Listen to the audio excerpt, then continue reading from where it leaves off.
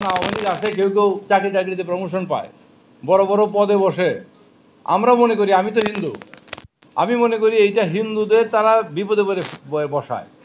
মনে করে এর চেয়ে আপন আর কেউ নাই, এই লোকগুলি আমাদের কথা শুনবে এবং আমরা যা বলি তাই করবে।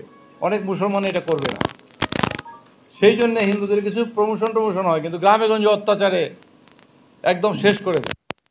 এবং ওরা এসে বলতেও পারে না যে আমরা অত্যাচারিত, বলতে না, এটা বলা যাবে না, বলবো। এই হলো বাস্তব অবস্থা। আপনাদের আরও কিছু থাকলে। গণমাধ্যমের তৎপরতাটা হচ্ছে আমার ধারণা, আমি ধারণা করি বা আমরা ধারণা করি দে আর পেইড অ্যাকচুয়ালি। এই যে আওয়ামী লীগ যে চলে গেছে লক্ষ লক্ষ কোটি কোটি টাকা নিয়ে, এদের একটা বড় অংশ ভারতে আশ্রয় নিচ্ছে। এবং যে নেত্রী বলতেন হিন্দুদের, শুনেন, যে নেত্রী বলতেন যে হিন্দুদের এক পা হচ্ছে বাংলাদেশে, আরেক পা হচ্ছে ভারতে, এবার দুই পা নিয়ে উনি ভারতে আশ্রয় নিচ্ছেন এবং সেখানে টাকা পয়সা আছে।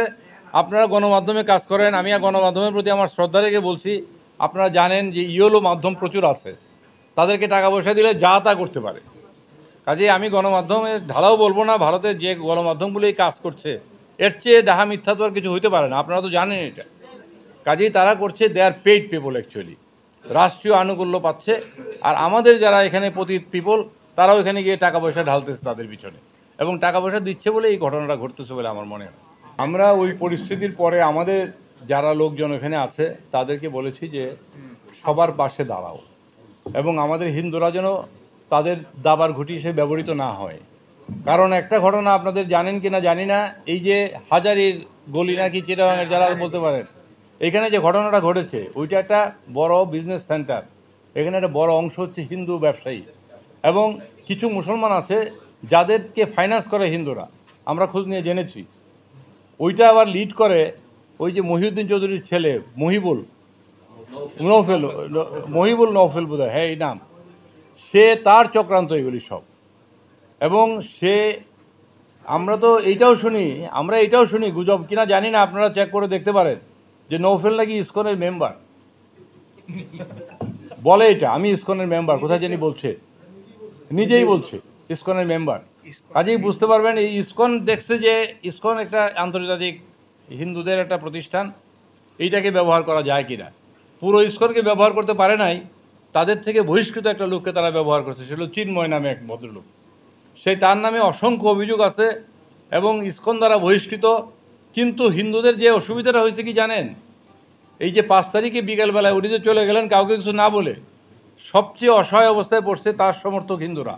এবং এটা তো অস্বীকার করার জোগাড় নাই, বাংলাদেশে হিন্দুরা আওয়ামী লীগের একটা বড় অংশ আওয়ামী লীগকে ভোট দিত। তারা মনে উনি চলে গেছে, আমাদের তো সর্বনাশ, আজকে থেকে তো আমাদের পোড়ায় টোড়ায় দিবে, বাড়িঘর সব ভেঙে দিবে। কিন্তু দেখা গেল 4-5 দিনে যে কিছু গোলযোগ হয়েছে, রাজনৈতিক গোলযোগ, এই গোলযোগে তুলনামূলকভাবে যে পরিমাণ হিন্দু আক্রান্ত হইতে পারত তার চেয়ে অনেক অনেক কম আক্রান্ত হয়েছে, এবং বড় ধরনের কোনো ঘটনা ঘটেই নাই। আমরা ঠাকুরগাঁ, পঞ্চগড়, আমি মহাসচিব, আমরা ঠাকুরগাঁ, পঞ্চগড়, দিনাজপুর এসব জায়গায় গেলাম 2-3 দিনের মধ্যে। ওরা অপপ্রচার করলো যে সব মন্দির ঘুরায় ফেলছে ভাইয়া। আমরা গিয়ে দেখলাম সব মন্দির ঠিক আছে, এবং তারা বলছে যে আমাদের কোনো অসুবিধা হয় নাই।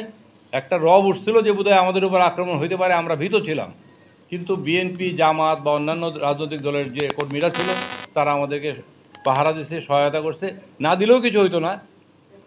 কিন্তু ওই পরিস্থিতির কারণে তারা আসছে, তারা আমাদের জন্য কোনো সমস্যা হয়নি। আমি নিজে প্রমাণ, আমি গেছি সব জায়গায়, আমাদের অন্যেরা গেছে সব জায়গায়। কাজেই এই চট্টগ্রামের ঘটনাটা আমরা দেখছি, সে অনুযায়ী কাজ করা হচ্ছে। নিরীহ যারা মানে না বুঝে চিন্ময়কে সমর্থন করেছে তাদেরকে বোঝানোর আমরা চেষ্টা করছি যে এটা ঠিক করছেন না আপনারা, এটার দ্বারা ভিন্ন মেসেজ চলে যাচ্ছে। মুসলমানরা মনে করছে যে বোধহয় ইন্ডিয়া টাকা দিয়ে এটা করাচ্ছে, হয়তো করাতেও পারে, আমরা জানি না।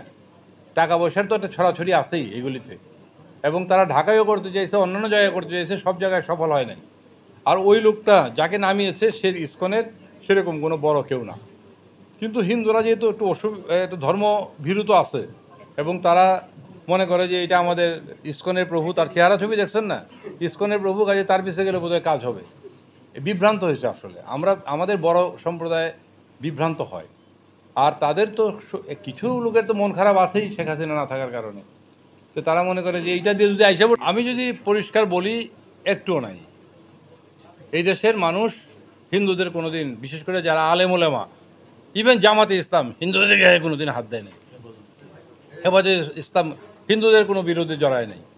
হিন্দুদের যে বিরুদ্ধে জড়ায় সেটা অর্থনৈতিক বিরোধে জড়াতে পারে, সেটা অন্য জিনিস, তার সাথে ধর্মের কোনো সম্পর্ক নাই। সরি, আর না থাকলে আমরা শেষ করি। অসংখ্য ধন্যবাদ।